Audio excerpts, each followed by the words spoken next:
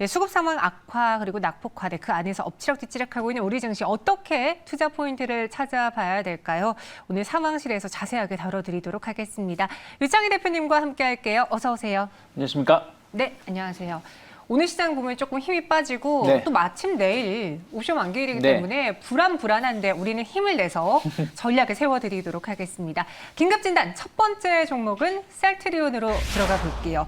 이제 국산 치료제, 대표적인 치료제잖아요. 어제는 국산 백신 SK 바이오사이언스가 시장의 분위기를 확 바꿔놨는데 그럼 이 분위기가 국산 치료제에 대한 요구 그런 걸로 좀 넘어가지 않을까 어떻게 보세요? 충분히 치료제 관련해 가지고의 어떤 이슈가 나올 수밖에 없는 것이죠. 왜 그러냐면 지금 이제 그 오늘 2,000명 최초 돌파하지 않았습니까? 2,000명을 돌파를 했고 이게 지금 거리두기 4단계가 한 달 진행이 되고 있음에도 불구하고 좀 줄어들지 않고 있다라는 부분들이 좀 있기 때문에 조금은 시장에서는 좀 특단의 대책이 필요하다 생각을 좀 하고 있고 또 하나는 이게 치료제가 있긴 있습니다만은 이게 대중화된 치료제가 아니거든요. 그러니까 보통 우리가 대중화된 치료제라 그러면 경구형 이렇게 알약으로 먹는 걸 대중화된 거라고 하고 이렇게 주사형은 이제 특정 상황에서만 사용할 수 있기 때문에 아직 치료제가 100% 나왔다라고 말씀드릴 수 없는 것인데 어쨌든 지금 백신은 당장 우리가 맞을 수 있는 상황은 아니고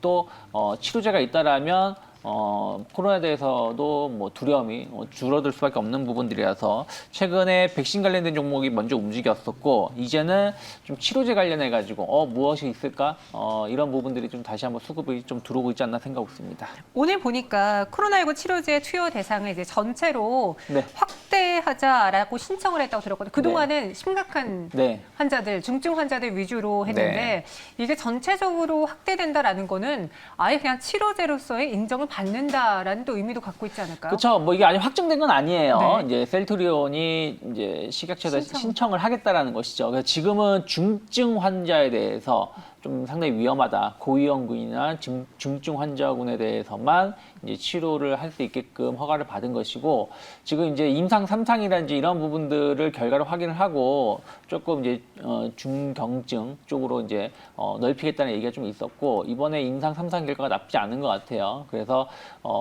좀 전체 환자한테 투여할 수 있도록 신청을 좀 하겠다라는 것인데 어찌되었든 뭐 이런 것이 받아들여진다라면 셀트리온 입장에서는 상당한 그렇죠. 매출 기여를 할 수 있다. 물론 이제 셀트리온이 말하는 건 뭐 우리나라에 판매하는 제품은 수익을 안 남기겠다 말했지만 어쨌든 우리나라에서 이런 대상자가 넓어지고 이게 효과가 정말 확인된다라면 해외 수출 특히 유럽이라든지 이렇게 승인을 좀 기다리고 있는 상황이다 보니까 뭐 셀트리온 입장에서는 상당히 호재가 될 수 있지 않을까 생각하고 있습니다. 네, 개인적으로 코로나19 확진자 수도 늘어나고 있고 저도 1차 접종을 받았는데 네. 지금 2차 접종이 2주 연기됐다라고 통보를 받았어요. 네. 그러다 보니까 더 코로나19가 불안한 거죠.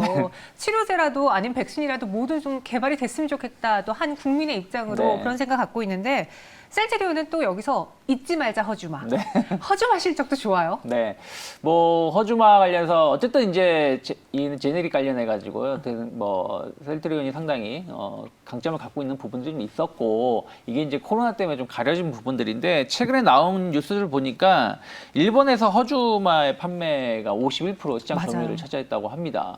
상당히 높은 흐름을 보여주고 있는 거고 램시마 관련해서도 지금 20% 이상 점유율이 높아지고 있고 일본이 이제 그 바이오 보건 정책이 좀 변화가 된 것이 있는데 이런 것 관련해서 셀트리온이 상당히 수혜를 반사 이익을 누리고 있는 것이 아닌가.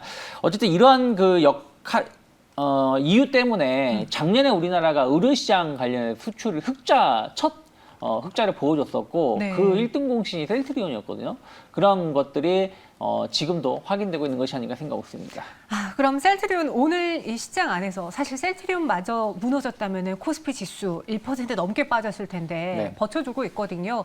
여기서 박스권 정말 뚫어낼 수 있을까요? 셀트리온에 대한 가격 전략 차트 보면서 들어볼게요. 네, 엄밀히 따지면 한 3개월 정도 행보세를 보여줬죠. 한 26만 원대에서 바닥권을 좀 다지면서 최근 들어서 8월 달 들어서 셀트리온뿐이 아닙니다. 뭐 삼성바이오로직스라든지 SK바이오사이언스라든지 대형 제약 바이오주들이 좀 8월달 첫 시작이 나쁘지 않았고 셀트리온이 그러한 부분들을 좀 이끌어가고 있다 생각을 좀 하고 있습니다. 그래서 저는 항상 말씀드리지만 셀트리온이 약간 저평가되어 있는 부분들은 충분히 있다. 한 32만 원대까지는 목표가 열어놓고 그리고 나서 뭐 그 이상을 갈 수 있을지 여부도 좀 체크해 보실 필요가 있지 않을까 생각하고 있습니다. 단기 목표 주가는 32만 원. 일단 박스권 뚫어내는 거 보고 얼마나 힘이 강한지 보고 또 2차 목표가를 제시해 봐야 될 것 같습니다. 이렇게 첫 번째 다뤄봤고요. 두 번째는 SKIT로 넘어가 볼게요.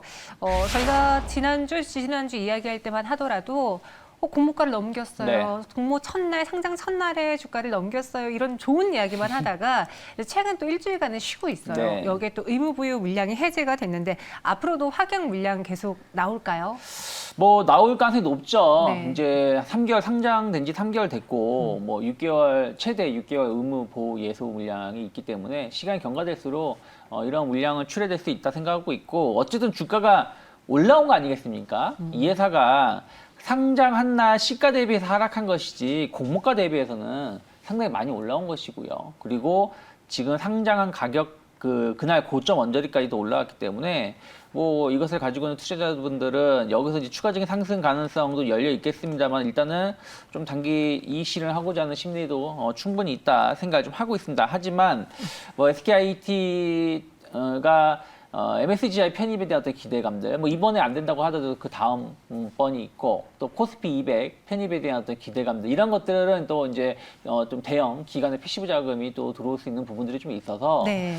뭐 어느 정도 매물이 자체가 뭐 지금 나온 게 한 200만 주 정도면 전체 주식으로 치면 한 2%도, 맞아요. 2% 정도 되는 물량인데 그렇게 시장에 영향을 미칠 만한 내용은 아니다 생각을 좀 하고 있습니다. 그래서 일단은 물량 출회는 좀 제한적이라 생각하고 있고 하지만 어쨌든 이런 약간 오버행 이슈들 이런 것들은 주가에 좀 영향을 미칠 수 있는 부분들은 될 수 있다 생각하고 있습니다. 기간 확약 물량이 나오더라도 이제 지수 편입을 기다리고 네. 패시브 자금이 들어올 수 있기 때문에 크게 문제될 건 없다라고 해주셨고 네. 그럼 SKIT의 본업으로 봤을 때는 중국 공장 열심히 들어가고 있잖아요. 네. 그 공장에서 벌어들이는 수익이 3분기부터 반영된다고 들었거든요. 네.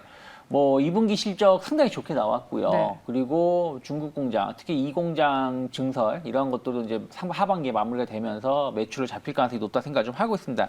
특히 이제 분리막 관련해서는 뭐 SKIT가 1위 아니겠습니까? 그리고 중국 기업이 있습니다만 실질적으로 그러니까 보여주는 건 1위고 1위하고 2위하고의 차이가 몇 프로 안 나지만 실질적인 차이는 더 엄청나다라고 보시면 되실 것 같아요. 거기다가 SK가 2차 전지 쪽으로 해가지고 공격적인 투자를 하고 있고 이와 관련해서 소개 성과를 좀 보여줄 수 있다는 것들도 SKIT의 가장 큰 매력이라 생각을 좀 하고 있습니다. 그래서 저는 뭐 최근에 엄밀히 따지면 15만 원 하던 주가가 21만 원대까지 많이 올라온 건 사실이에요. 네. 근데 최근 2차 전지 관련된 종목들의 흐름을 보시면 더 많이 간 종목도 많아요. 뭐 대표적 삼성 SDI 같은 경우는 60만 원 있던 주가가 한 80만 원대까지 올라오기도 했고요.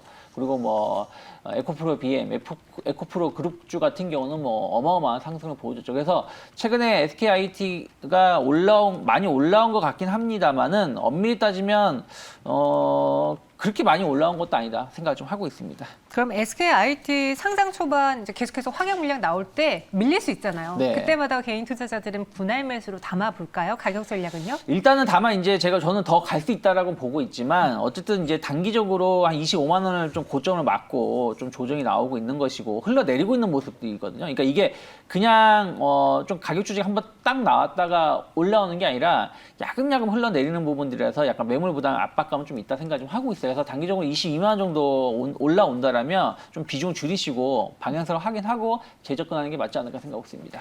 네, 반등 시 매도 전략 의견 주셨고요. 이어서 다음 상황실 빠르게 넘어가 볼게요. 이번에는 네오이즈고요. 신작 게임으로 인해서 게임주들이 하나씩 튀어오르고 네. 있어요. 신작 게임 동시 접속자가 7만 돌파했다고 하는데 카카오 게임즈 오딘이 이랬잖아요. 네. 오딘이 잘 나와서 주가가 올랐잖아요. 네오이즈도 그럴까요?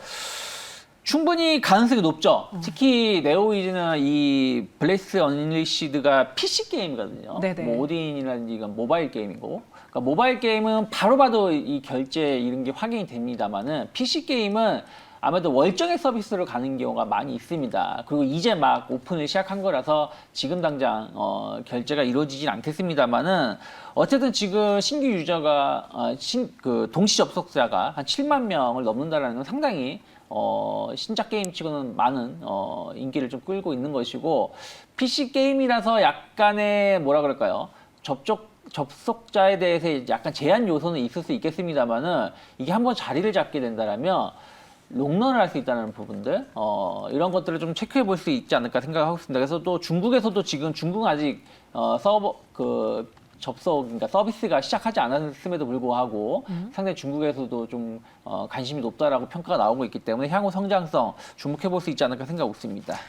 최근 중국발 악재 때문에 게임주 상승이 멈췄고 하필 이런 상황에서 크래프톤이 상장하면서 네. 첫날 되게 안 좋은 성적표를 받았잖아요. 그럼 지금 구간에서 게임주에 대한 관점은 부정적인 건지 네오이즈 가격 전략 들어볼게요. 저는 뭐 게임주에 대해서 나쁘게 보실 필요는 없다. 크래프톤이 뭐 상장하고 나서 흥행은 못했습니다만은 상당히 많이 공모가가 높게 나온 거 아니겠습니까? 네. 크래프톤도 게임 딱 하나 있는 거 아니겠습니까? 그거 하나 가지고도 지금 그 정도 주가를 평가받는 거라면 네오위즈도 블레스 언리시드가 좋은 흐름을 보여준다라면 상당히 주가에는 긍정적 역할을 할 수 있다. 왜냐하면 장기적으로 롱런할 수 있는 게임이 있냐 없냐에 따라서 게임 회사의 실적을 판단할 수 있기 때문이죠. 그래서 신작 모멘텀은 좀 더 이어갈 수 있다 생각하고 있고 중국은 항상 뭐 말 한마디에 희비가 엇갈릴 수밖에 없다 생각하고 있습니다. 뭐 그렇죠. 게임 약간 마약 유다 뭐 이런 식으로 언급했지만 그렇다고 해서 게임을 차단하겠습니까? 그래서 그런 거는 단기적 이슈다 생각하고 있고 저는 일단은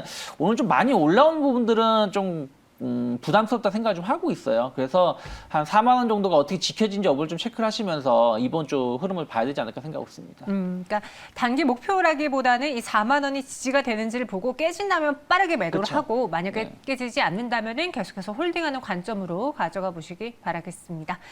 이어서 다음 상황실은 이 시장 안에서도 급등하고 있는 PI 첨단 소재예요. 그러니까 없어서 못 판다. 이게 회사 입장에서 굉장히 좋은 말이잖아요. 그러다 보니까 단가 인상이 임박되어 있다라는 분석이 나오고 있는데요. 그렇죠. 뭐 시장은 뭐 흔들린다고 하더라도 시장이 폭락이 나와도 오르는 종목은 있습니다. 그 그러니까요. 오르는 종목은 이유가 있는 종목이다라고 보시면 되겠는데 PI 첨단 소재가 최근에 계속 주목을 받고 있죠. 특수 필름이라든지 이런 부분들 관련해 가지고 시장에서 주목을 좀 받아왔었고 뭐 이 회사가 상당히 높은 시장 점유율을 차지하고 있다라는 것이죠. 특히 하반기 신제품 출시가 계속 나오고 있죠. 이번에 이제 삼성전자가 이번 주에 폴더블 폰 관련해 가지고도 이제 영상도 공개를 하고 대기 예약도 이제 받고 있습니다만은 이러한 그 스마트폰 관련해서 스마트 기기 관련해서 PI 필름 수요는 계속 늘어나고 있고요. 그리고 2차 전지 관련해 가지고도 상당히 수요가 늘어나고 있습니다. 그래서 이게 그 PI 첨단 소재가 1년에 생산할 수 있는 규모가 한 4,500톤 정도, 4,000톤에서 4,500톤 정도 내외인데 아직 공장이 증설이 안 됐기 때문에 이게 쉽게 늘릴 수가 없습니다. 그리고 이 물량을 PI 필름 관련해 가지고 두퐁이 좀 높은 기술력과 점유율을 차지하고 있는데 두퐁만 조금 물량을 높일 수 있는 정도. 그러면 수요는 계속해서 늘어나고 있고 공급은 못 늘린다라면 뭐 가격은 올라갈 수밖에 없는 것이죠. 네. 이러한 이유로 인해서 수익성도 2분기 상당히 좋아졌다라고 본다라면 PI 첨단 소재의 하반기 혹은 내년까지 어떤 기대감 충분히 더 이끌어갈 수 있지 않을까 생각하고 있습니다.